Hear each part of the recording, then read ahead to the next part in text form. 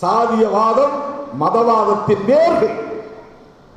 சாதியவாதம் மதவாதத்தின் உயிர் மூச்சு.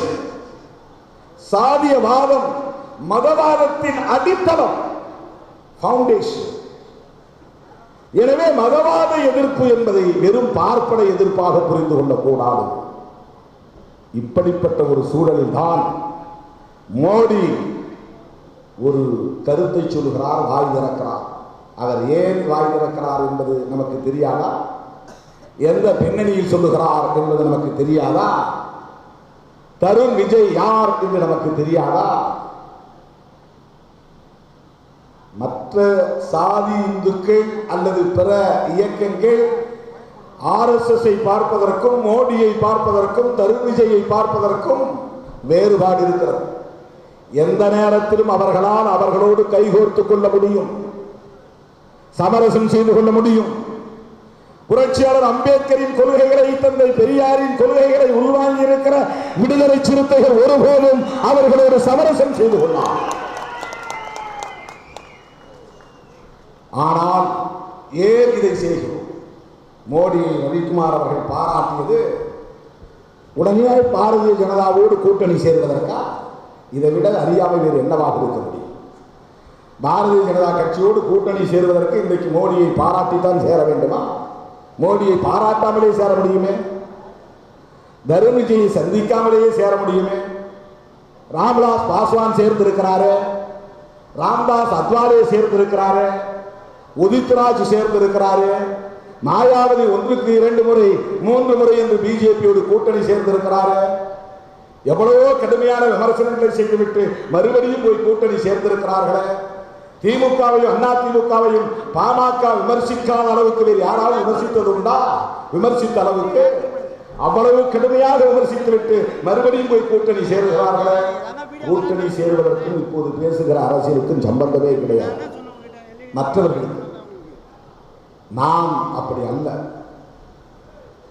தலித்துகளை டார்கெட் பண்ணி குறிவைத்து தமிழ்நாட்டு அரசியல் களத்தில் ராமதாஸ் ஒரு தலித் எதிர்ப்பு அரசியலை உயர்த்தி பிடிக்கிற போது தலித்துகளை தாக்காதீர்கள் என்ற ஒரு குரல் இந்த சாதி வெறியர்களுக்கு ஒரு சவுக்கடி போல அவர்களின் குரல் இவ்வளவு வேகமாக உயர்ந்து ஒலிக்கிற போது இந்த நாட்டினுடைய பிரதமராக இருக்கிற நரேந்திர மோடி தலித்துகளை தாக்கக்கூடாது என்று சொல்லுவது உண்மை அல்ல.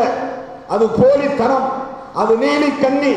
ஆனால் நாம் அதை ஒரு ஆயுதமாக ஏற்றுகிறோம், நாம் அதை கருவியாக எடுத்துக் கொள்கிறோம்.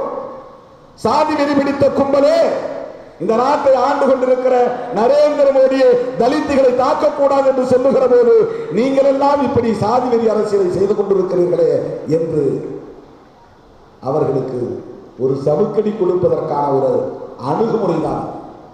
மதசார்பற்ற சக்திகளை ஒருங்கிணைப்போம் என்றால் திருமாவளவன் தாவ பார்க்கிறார், உடனே ஒரு கார்ட்டூன் போடுகிறான், ஒருவன் கதை கட்டுகிறான்.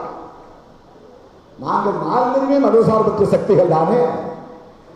இடதுசாரிகளை விடவா? காங்கிரஸ் கூட ஒரு மதவாத சக்தி என்று சொன்னாலும் பொருந்தும். சிபிஐ சிபிஎம் இந்த 2 கட்சிகளை வகுப்புவாதத்திற்கு ஆதரவான கட்சி என்று எங்காவது சொல்ல முடியுமா? பிஜேபியோடு என்றைக்காவது அவர்கள் உறவாடி இருக்கிறார்களா? அதுதானே பெரிய சிக்கல். வலுவான துணிச்சல் உள்ள கட்சிகள் சிபிஐ சிபிஎம். இப்ப அவங்களோடு நாங்கள் இருக்கிறவங்க ஏற்கனவே அப்படியே நாங்கள் தாவணும். எனவே சாதியவாதத்தை உள்ளடக்கி இருக்கிற மதவாதம் அதுதான் இந்துத்துவ கோட்பாடு, அதுதான் இந்துத்துவ கோட்பாடு.